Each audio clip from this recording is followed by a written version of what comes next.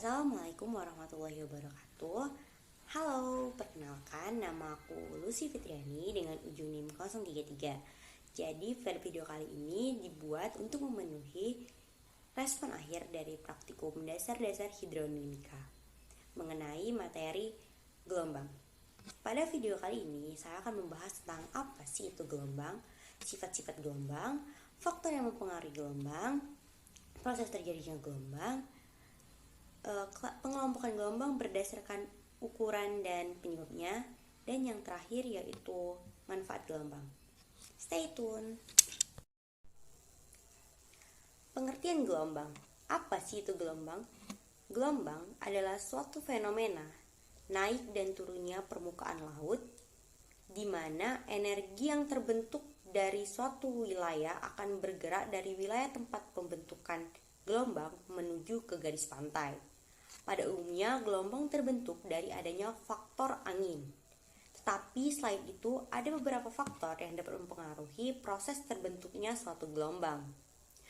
Faktor-faktor yang dapat mempengaruhi terbentuknya gelombang diantaranya gerakan angin ketika angin sedang bertiup, jarak tanpa rintangan ketika angin bertiup atau phase, salinitas air laut, gravitasi bulan maupun matahari, gerakan lempeng bumi, dan yang terakhir adalah suhu air laut. Ketika angin bertiup, yang dimana semakin kencang angin, maka gelombang yang terbentuk akan semakin besar. Faktor ketika angin sedang bertiup adalah tinggi dan periode gelombang akan memiliki nilai yang sebanding dengan waktu dari gelombang tersebut. Yang ketiga itu adalah phase. Phase menggambarkan phase di air laut lebih besar dibanding phase air danau. Hal ini menyatakan bahwa periode gelombang akan lebih besar di air laut dibandingkan dengan di air tawar. Yang selanjutnya yaitu gelombang. Gelombang yang dibangkitkan oleh angin akan mengalami deformasi, yaitu refleksi, difraksi, dan refleksi. Tapi apa sih itu refleksi, difraksi, dan refleksi? Baiklah, di sini saya akan menjelaskan apa itu refleksi, difraksi, dan refleksi.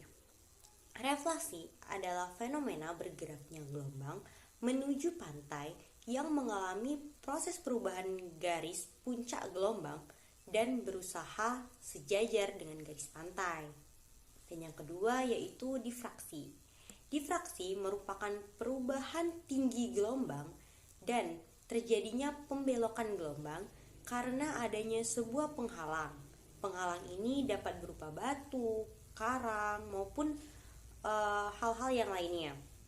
Dan yang ketiga yaitu refleksi.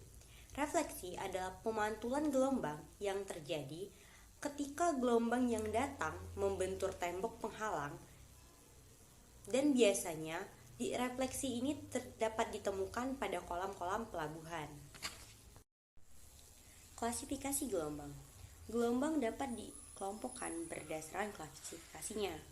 Pengelompokan gelombang berdasarkan ukuran dan penyebab dapat dibagi ke dalam 4 jenis, yaitu yang pertama, gelombang sia atau gelombang kapiler, yang kedua, gelombang angin atau wind wave, yang ketiga, alun atau swell, dan yang terakhir adalah gelombang pasang surut. Tetapi pada video kali ini saya hanya akan menjelaskan 2 jenis gelombang, yaitu gelombang kapiler dan gelombang alun atau swell. Baiklah, yang pertama adalah gelombang kapiler. Gelombang kapiler adalah gelombang yang memiliki panjang gelombang sekitar 1,7 meter dan membutuhkan rentang waktu kurang dari 0,2 detik. Gelombang ini disebabkan oleh adanya tegangan permukaan dan angin yang tidak terlalu kuat. Yang kedua itu adalah swell atau alun. Merupakan gelombang yang terbentuk dan bergerak keluar menjauhi pusat asal gelombang dan merambat ke segala arah. Serta gelombang ini melepaskan energinya ke pantai dalam bentuk hempasan gelombang.